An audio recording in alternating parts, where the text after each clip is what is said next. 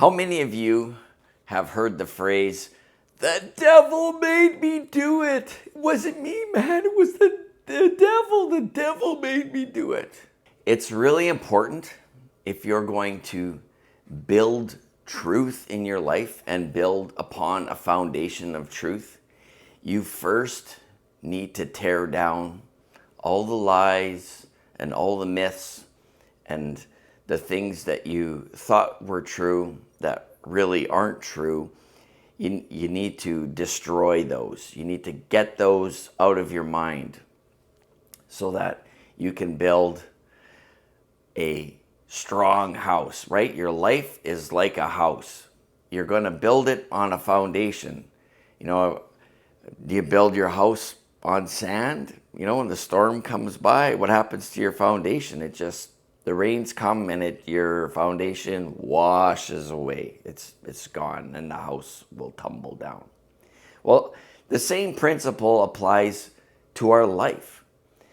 If you keep building on a foundation in your life that's not true, eventually, when that truth becomes a real realization to you, it's everything that you've built around your perceived idea that you thought was truth is going to come crashing down. And it's going to be a huge train wreck in your life. Why are you saying that, Jeff? Why are you talking about that? Because lots of pastors and big ministries have built this entire structure around a perceived idea of truth, but it's not sounded in true biblical doctrine. It's not sounded in God's truth. And that's what matters. That's the only truth that's going to matter in your life is God's truth and what He is telling you right now at this very moment. Let's look at an example in the scriptures. Okay, Jesus is talking to His disciples. He's basically explaining to them that, this is going to happen. They're going to take me away. They're going to kill me. What does Peter do? He stands up and he's like, "No, I'm not gonna let them do that." Well, let's see what the scriptures say. So I'm reading from the Keys to the Kingdom Holy Bible, Matthew 16:23. But he, that's Jesus, turned and said to Peter, "Get behind me, adversary. You're a snare to me, for you're directing your mind not on the things of God, but the things of men." Wait a minute. I thought Satan entered Peter and Jesus rebuked Satan. Yes, that's what it says. No. As I've said in my previous video, and we're going to begin a long, slow process here of breaking down and hammering out the concrete foundation in your mind that needs to be broken up because it's not built on truth, right? Satan does not exist, all right? That word Satan in the Bible is a transliteration, all right? The Hebrew word is Satan. It's spelled in English, Satan. And what the early Bible scribes there in the King James, rather than transliterate it as adversary, they just took Satan and how it sounded in Hebrew, in English, Satan, and they just planted Satan into the King James Bible rather than translating it to adversary. Why did they do that? Well, as we continue going along, breaking this foundation of lies and myth in our lives, we will get into that. But first, let's focus on Peter. Jesus looked at Peter and he said, "You are an adversary to me." Whoa. Okay, I'm going to back up a couple verses here. In Mark chapter 8, we're going to start at 31 to 33. This is going to blow your mind. And here's Jesus, he's talking.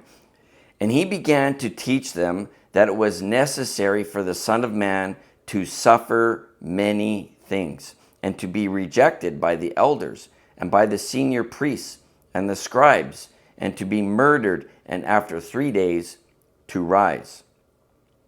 And he spoke the word openly, and Peter took hold of him and began to remonstrate with him. That word remonstrate means Peter was protesting, right? He's like, "No, you're not going to do this. I'm not going to let you." Like he says, Peter took hold of him and began to remonstrate with him. I'm sure Peter grabbed Jesus by the arms and looked right in his face and said, "Lord, no, you cannot do, we're not going to let you. We're not going to let you. We're not going to let them kill you." Let's go to the final verse. "But he turned round and looked at his disciples, and he rebuked Peter, saying, 'Get behind me, adversary, for you are directing your mind not on the things of God, but the things of men.'" Now, I want you to really chew on that for a second, okay? Was Jesus looking at one of his best friends, his buddy there, and calling him some mythical creature name? "Get behind me, Satan, with your long horns. Get out of my buddy." No. He's talking to Peter. And he's saying, "Peter, what you're letting go into your head, okay? You can't stand there and say, 'The devil made me do it. It wasn't me, it was the devil.'" No. What did Jesus? Jesus looked at Peter and he said, basically, "You know what's going in your head right now? You know what you're thinking? You see how you're acting? This is not my Father's will. You don't have the mind or the heart of God, and you're in acting on that right now. You are acting like a man with a carnal, earthly mind." Jesus, right there and there, said, "You aren't thinking, above. You're not using the right thoughts." Now, Jeff, you're not sounding too scholarly there, No, I'm not a scholar. I'm an everyday guy, and I'm going to understand the scriptures in a context that makes sense to the everyday guy. All right? If you got a good friend, let's say it's your best friend, right? And he's just telling you that he got this new job working at this great company, and you've been working with him on this assembly line at this other company for years. You guys will say, like Jesus and Peter, you've been together for over 3 years working on this assembly line together, and your buddy says, Peter, I got this new job, man, over there. My salary is gonna increase 10 times. It's really gonna be great for my wife and I. And all of a sudden your buddy turns around and he grabs you and he's like, "No, you can't go. You gotta stay with me here, man. Like, you're my pal. You're gonna leave me alone." Really? Whose will is your buddy acting out? Like, is he acting out what you feel that you need to go do, work at this other company, or is he acting out on his own will, his own selfish, needy desires? His own desires. And that's exactly what Peter was doing. He wasn't thinking at all about the plan of God and the plan of salvation that God had planned for Jesus. It was necessary for Jesus to go to the cross and be killed, shed his blood, but that the promises of God would be fulfilled, and that at the third day, God rose Jesus from the dead, from the grave. Yes, Jesus was dead. He was dead, laying there for 3 days. He wasn't anywhere else. He was dead. And God raised him from the dead. You see, that was the plan. And Peter, acting in his own selfish reasonings, thinking with the mind of man and not the mind of God, was acting in a aggressive manner with Jesus, saying, "No, you can't do this. You can't leave us, and we're not gonna let them kill you. You're the Lord, you're the Son of God." It wasn't the devil that made him do it. It was Peter's own mind. Now you might be thinking, okay, Jeff, so Satan isn't real, but why did Peter then all of a sudden start thinking kind of like really selfishly and expressing these kinds of evil desires, right? It's a desire that went contrary to the will of God. Well, let's look at the scriptures and see how Jesus elaborated on this very, very subject. Now, I'm reading out of the Keys to the Kingdom Bible. It's really important that you get a correct translation of the scriptures. I'll put a link down below where you can find and get a copy of the Keys to the Kingdom Holy Bible. Now, I'm in Mark chapter 7.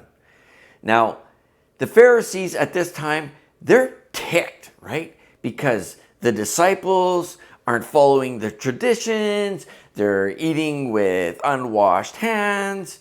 And, okay, Jesus, at this point, I'm gathering, has had enough. And he's got to set these guys straight. He says, starting here in verse 15, "There is nothing from outside a man which by going into him is able to defile him, but the things coming out from him, those are the things defiling man. If anybody has ears to hear, let him hear." This is really important, okay? You have to grasp this concept. When he says, "Do you have ears to hear?" He's telling you, I'm giving you truth. Are you going to accept it, or are you going to listen to your tradition? Because this applies to you and to me. Our lives have been filled with tradition and myth from the pulpit, and it's time. Jesus is saying, do you have ears to hear, buddy? I'm talking to you. Okay, this is really important. Listen to what I'm going to say. Next one. "And when he had gone into the house, away from the crowd, his disciples began asking him about the parable. And he said to them, 'So are even you undiscerning as well?'"